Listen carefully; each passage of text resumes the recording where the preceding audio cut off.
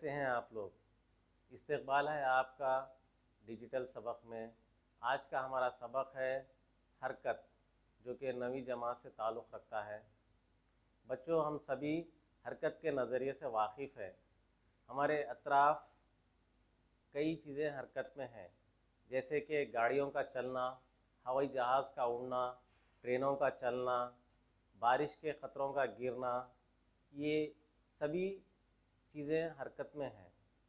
और आप बखूबी वाकिफ़ हैं, सूरज सुबह के वक्त निकलता है, शाम के वक्त डूब जाता है, गुरूब हो जाता है, दिन रात बनते हैं, मौसमों का बनना है, मौसमों का तब्दील होना है, बारिश का मौसम, फिर सर्दियों का मौसम, फिर गर्मा का मौसम। ये मौसमों का तब्दील होने का ताल्लुक़ ज़मीन की हरकत से है।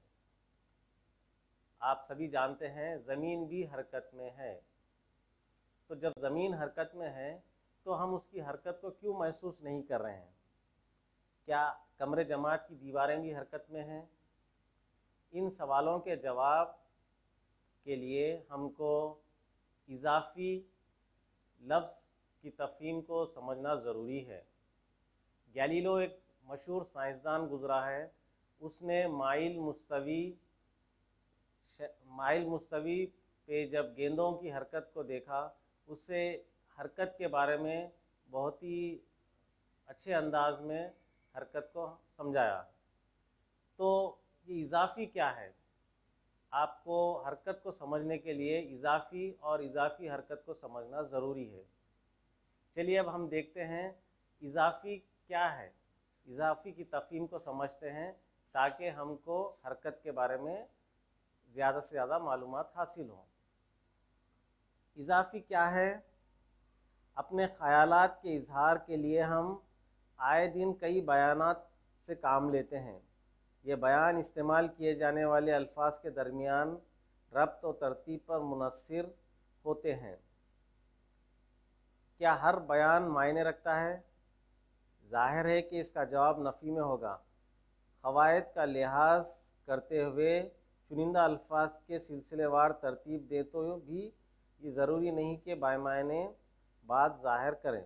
मिसाल के तौर पर एक बयान ये पानी मुसल्लसी है किसी मायने व मतलब से आरी है। कोई बयान इसी वक्त मायने रखता है जब के अल्फाज के माबैन रास ताल्लुक़ हो। इसी तरह रोज़मर्रा ज़िंदगी में ऐसे कई मौक़े भी आते हैं जहां हम मौके के एतबार से जुमले बनाते हैं। ऐसे ही एक मिसाल झेल में दी गई है, जैसे दाएं और बाएं। आप देख सकते हैं दो अशख़ास ए और बी किसी सड़क पर एक दूसरे के मुखालिफ सिमत में हरकत कर रहे हैं।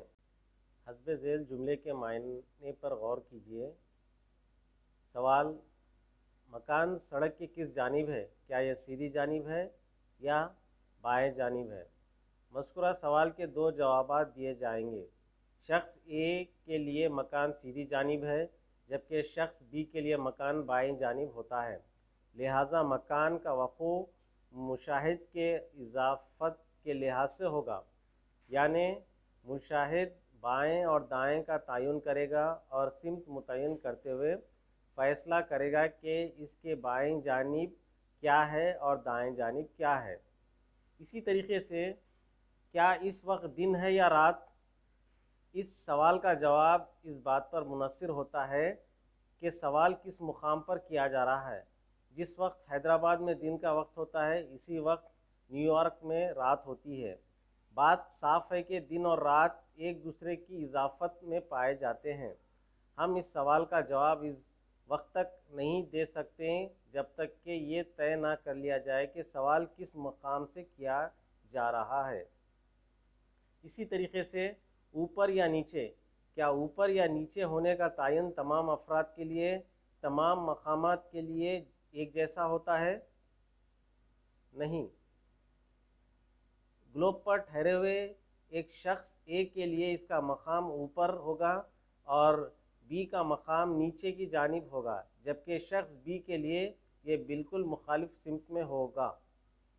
इसी तरह मकामात सी और डी पर ठहरे हुए अफराद के लिए नीचे और ऊपर की सिमत एक जैसी नहीं होगी। ग्लोब पर मुशाहिद की निगाह से इसमें तब्दीली वाक़ई होगी। तो आज के इस वीडियो लेसन में हमने हरकत की तफ़हीम समझने की कोशिश की है। हरकत की तफ़हीम समझने के लिए इजाफ़ी हरकत को समझने की कोशिश करें हम, तो इससे हमको ये अंदाज़ा हो रहा है कि हरकत क्या है, इजाफ़ी होती है। अगले वीडियो में इसको हम तफसील से देखेंगे। अगला वीडियो ज़रूर देखिए।